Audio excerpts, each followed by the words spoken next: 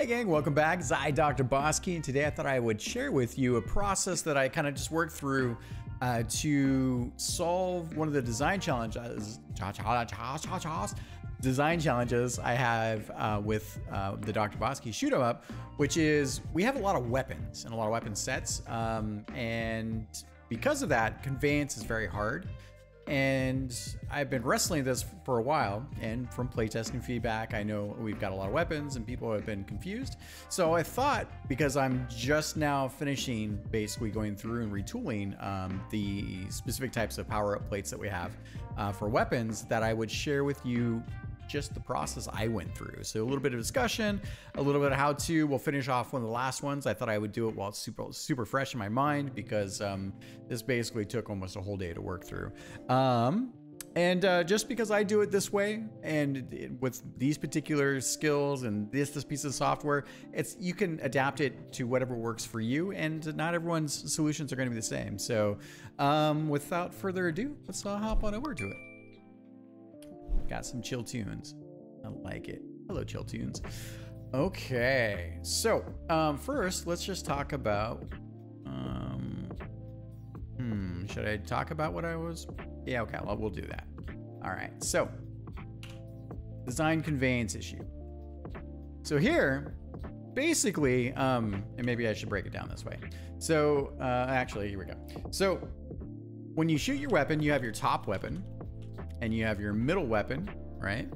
In the DrBossKey Shoot 'em. So the middle weapon is your auto weapon, and then you have a bottom weapon, right? And then a button on the controller or keyboard controls this one. This one controls the bottom one, and then you have gameplay derived from that because you have spatial awareness with your ship. But that's not what we're here to talk about.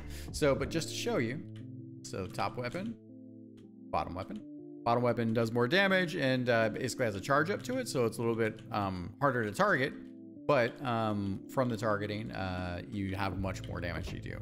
So then I have these, so every time you get a weapon set, and maybe I'll show you that as well, so in the way that I set it up for me, so I have 19 weapon sets, and each weapon set is comprised, like we were just looking at here, a top weapon, a bottom weapon, and then I doubled up the middle weapon, the auto weapon, because I wanted to make sure that because it's an automatic firing weapon, because when you're shooting you're shooting a weapon, you're using like the X button here or using the A button in my particular case. I just doubled those up for X and A here.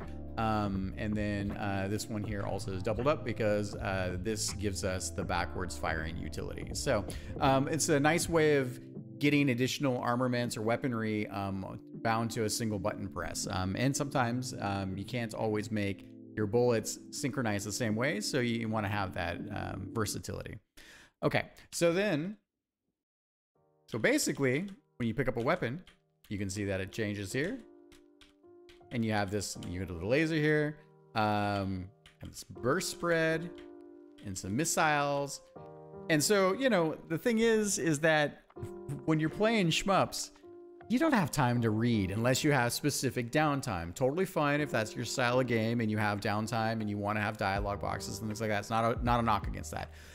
What I have in our game is that, especially when you either find a secret or when you complete what we call pacifist mode, at the end of that, I wanted to give you these item plates. And basically we have 19 different item plates, which are essentially combinations of weapons. And I've been struggling on how to essentially wrestle with conveyance, because reading in a shmup is hard. And when you're in auto scrolling, unless you stop the camera, you're on a timer. Everything is timed, and so that creates anxiety in players. So but just keep that in mind when you're developing your own shmups, you know, and maybe that's your thing. I mean, I played this shmup, I forget the name of it, but it was actually my buddy told me about it. It was an RPG shmup, and they actually had you doing dialogue selections because of like an RPG for what you want to respond to. And then at the end of the level, super cool, they then quizzed you. The characters would be like, oh, so what happened with this thing? And if you don't remember which dialogue selections you selected, you get less points or whatever it was. But it was neat that they kind of pulled that all together. But anyways, I digress. Okay, so I just thought I would, so maybe just to give you a complete picture here too.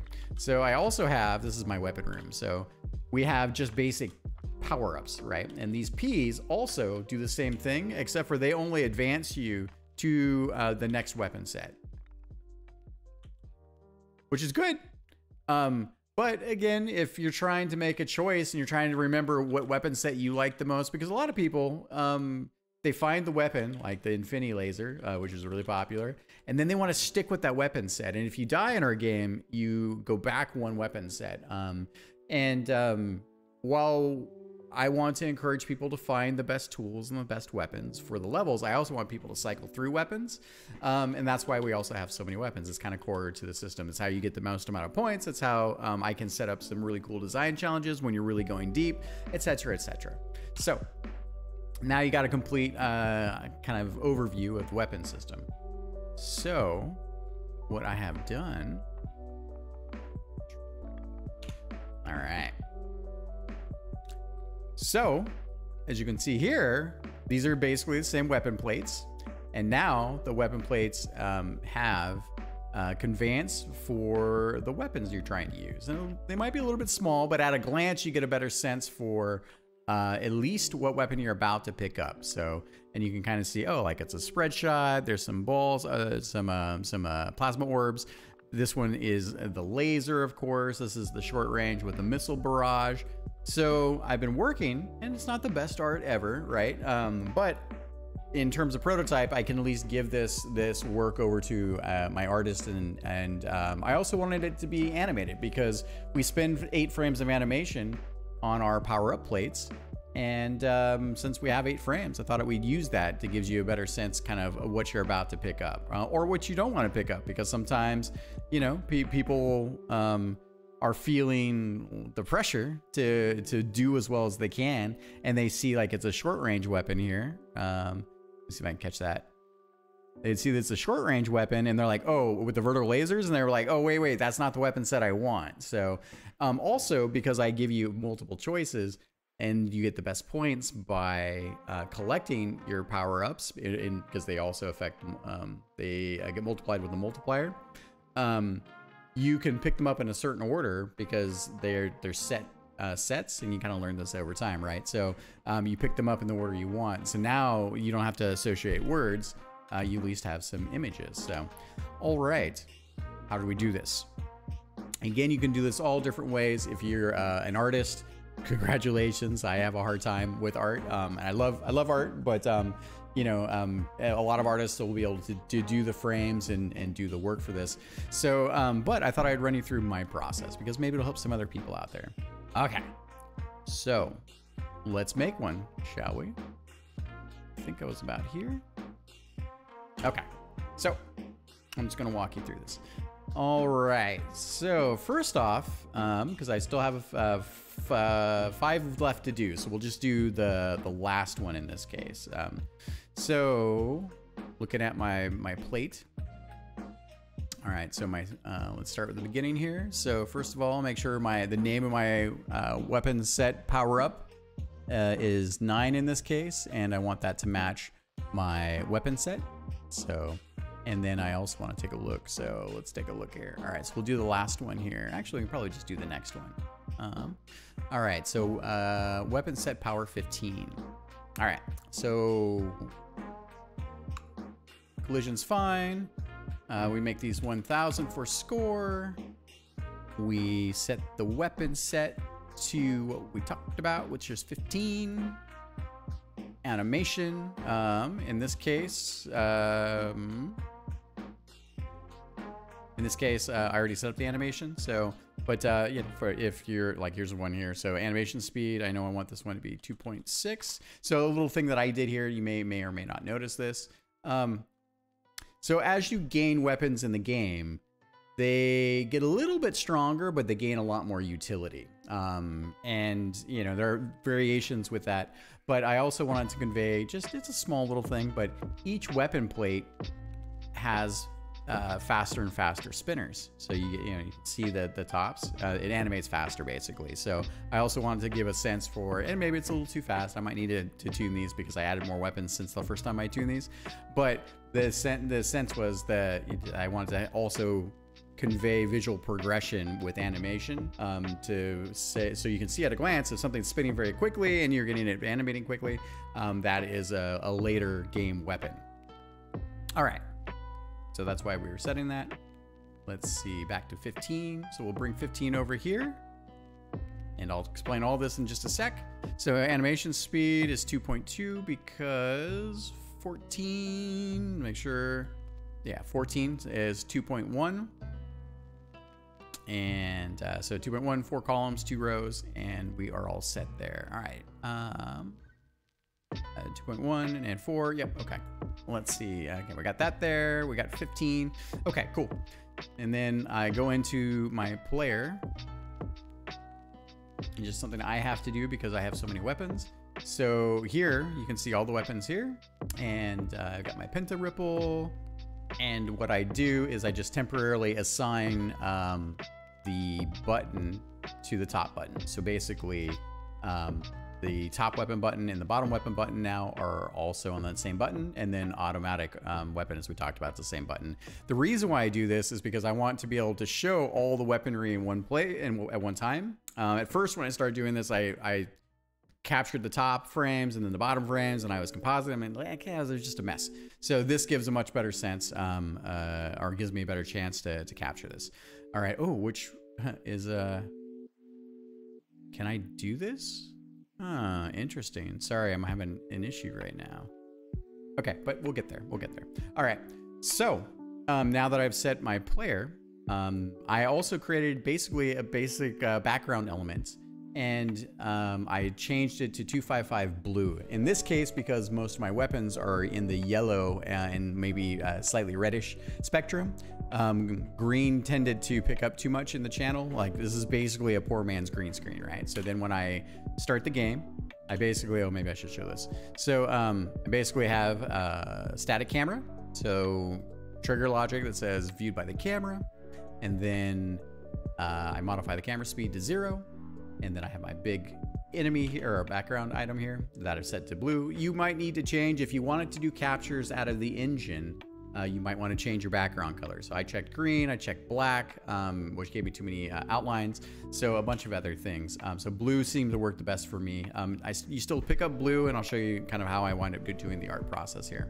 Okay, so then now that I know that I'm set 15, I'm going to put this right here. So I just, so when I start, I automatically pick it up, and I have that there. Okay, so then what do I need to do here? How do I capture this?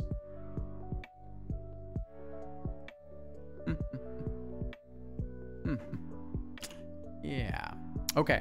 I think what I need to do is I need to do the capture part, and then I need to be able to show you the video. So I'm gonna stop it here. I'll have to stitch this thing together, I guess. Video wise, it's not the end of the world. All right, let me pause it there and just think about this. Okay, and we're back.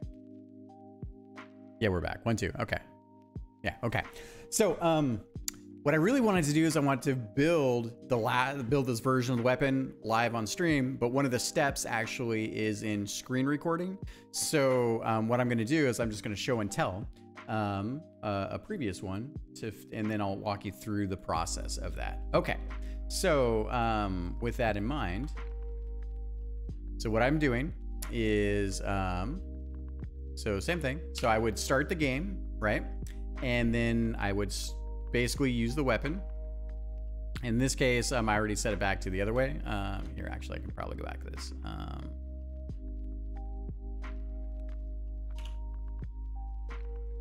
Okay, so all the weapons are firing at one point, and then what I would do at this point is I would use OBS, and I'd make sure I'm getting very good bitrate capture for the video itself, and then I would essentially record this. And then I would go over to here. Let's take a look. Let's take a look. All right, go into videos, and here's the previous one I just set up. Oh, I think actually this is the one that's actually recording right now into this temporary file.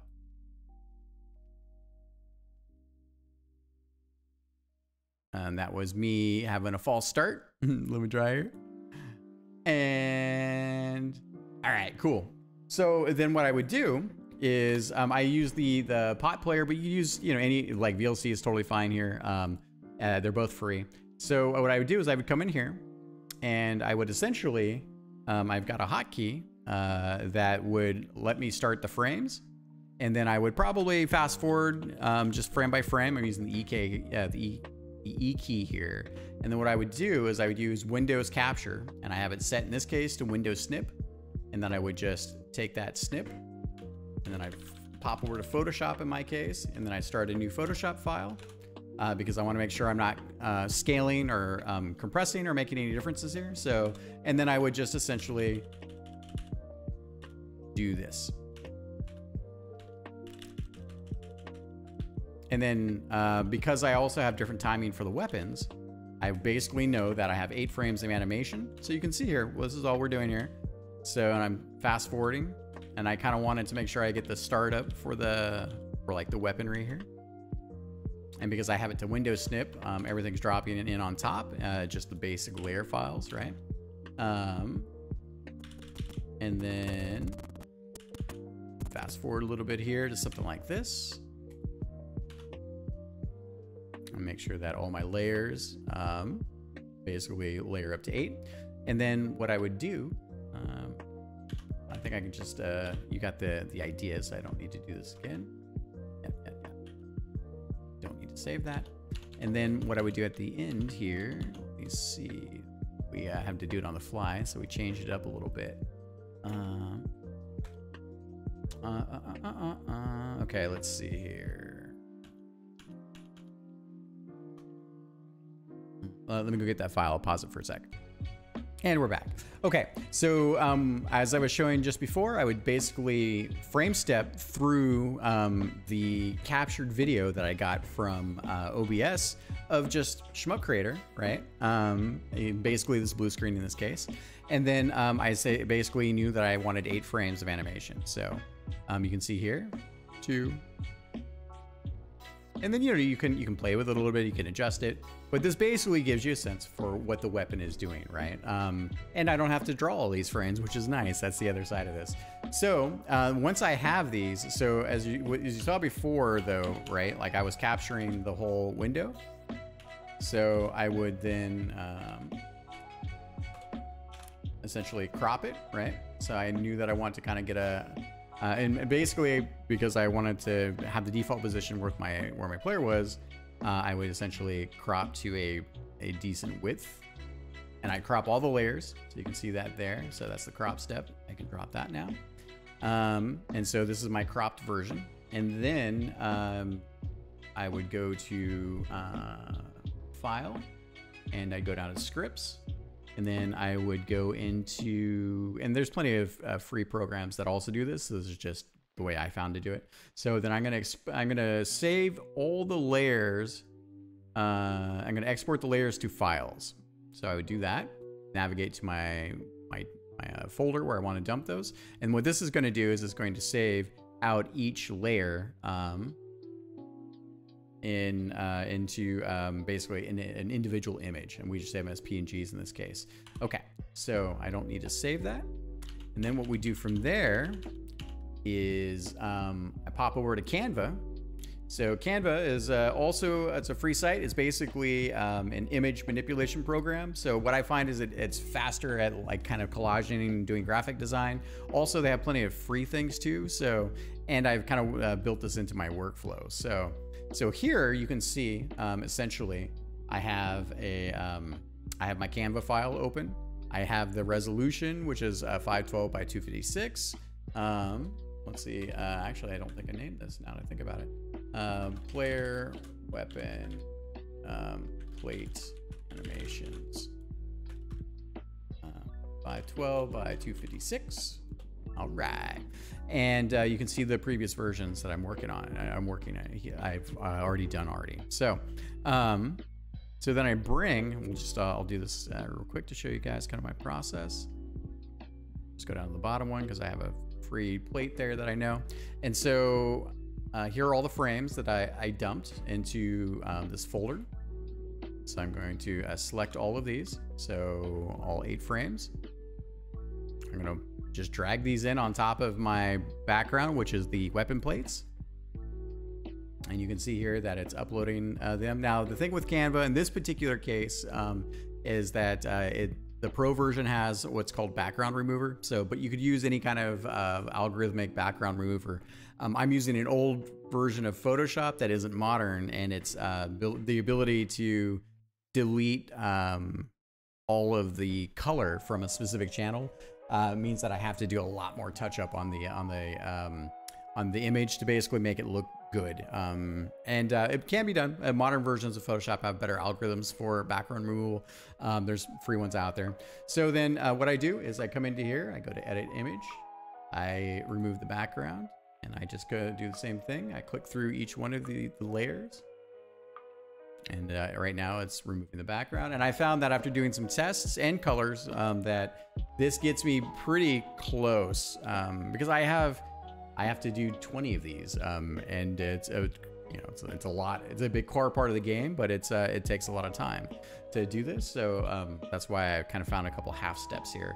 And you shouldn't be afraid to think about ways to optimize your own art path and workflow when you're trying to cut things out. As you can see here, we're picking up a little more blue from from the images themselves, but I thought that was okay for me. So all right, so then I just take and I know I'm going to pull all 8 of these frames. I'm aligning them to the upper left corner because I cropped them in Photoshop and I exported them. They're all exactly the same size. And I didn't want to have to adjust the scale of all the images individually because then with precision, things get funky. So as you can see here, the image that I've exported is too big, right? So then I can just select all these, move it around and make sure that they all are on top of each other.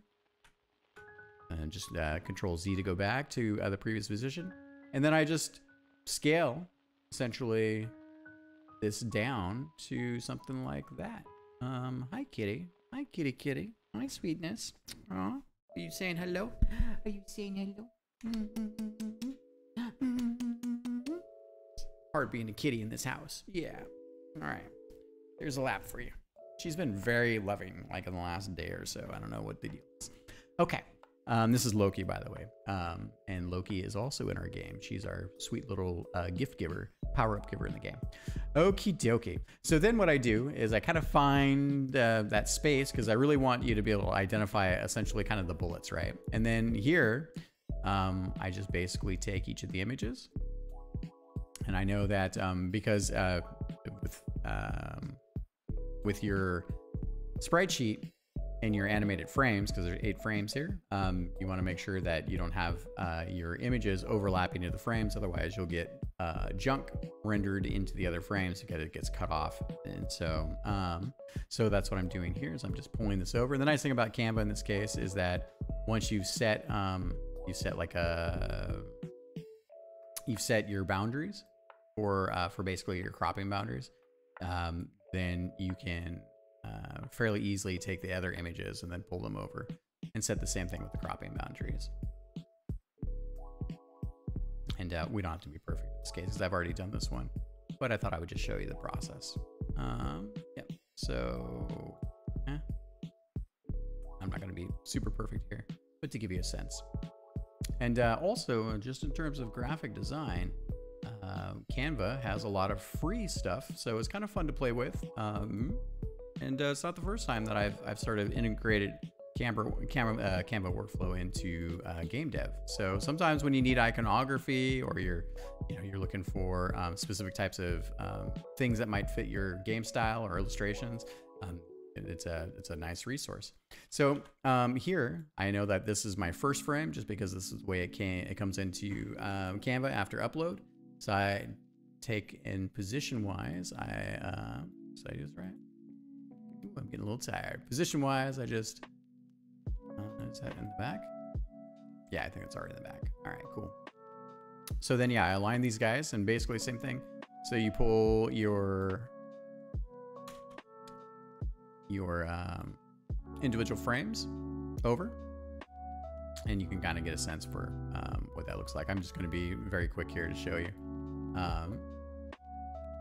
So it gives you a sense. You want to, obviously align your layers correctly. So I know as to start there. This one's actually this guy here. And yeah, so you kind of get a sense for that. So here's the one we did. All right, so this is what it looks like when it's done. These are just guidelines that I'm using to kind of align to the top weapons. Kind of depends on which weapon takes, because sometimes we flip the script a little bit between top and bottom weapons, but this basically just helps with guidelines. Again, it's Canva, free, easy stuff. Yeah, so then here's the other thing I really like. So the next part of the process, right? So I align basically the animation, the frames on top of the plates, right? Make sure they're sorted. The plates themselves are in the background. And then you can go up to share, go down to download. And then I know I want to support PNG. I want a transparent background. And in my case, the cool part is if you name all your pages, you can see the pages here, like weapons set power up 14, 13, 12. So I can download basically all of them at the same time, which is super cool and helpful. So downloading that real quick and go over to our downloads folder on the other monitor. There we go. And again, I've already done this a few times. So, so the cool thing is when you download all your images from Canva, in this case, you can just open up the zip file. And so whenever I want to make changes to a bunch of imagery or maybe tweaks or tuning bits, I can basically come in here, copy these out of the zip file, and then just drop them or paste them into the Bulu Studios Shmup Creator sprites directory. In this case, it's items. So you can see here. And so this also gives you kind of a workflow cheat where you can work in one program, export everything, know how it's exported, and then very relatively easily make all of those changes. Because anytime you can make a bunch of changes at one point and then go to it's basically batching, right? So you can batch all your changes. You're gonna tweak and tune some art. You're gonna reposition it, and then you're gonna export it all, and then you're gonna import it all into the Shmup Creator. So yeah, so I just pasted into the directory here, and then you flip back over to close that. Don't need that. You flip back over to Shmup Creator. It does the import process like you would normally see, and then basically that gives you the ability then to check your work, right? All right, did I miss anything? So that was Canva, Photoshop, the process, the design challenge I've been dealing with, and I think the end result. So yeah, I thought maybe this would be helpful because I knew that if I got to the end and I was going to do a video, like the further you get away from things, the fuzzier it is to get back up into understanding how to do the process. Because once I'm done here, it's not like I'm going to do this every day. So I would take more time to do that, and then that means I have to go through that process then to do the video, and it's a whole thing, right? So all right, if you made it this far, thank you so much for watching. If you have any questions, please leave them down in the comments. To everyone that's been subscribing and sharing and liking and play tasting the play taste. Kitty, do you want to play taste? Meow. Play testing, providing feedback, thank you so much. It's been a pleasure and a wonderful journey just to be able to see this game coming to fruition. We're a few months out from getting to our first version that we want to release. And without further ado, we'll see you next time. Bye.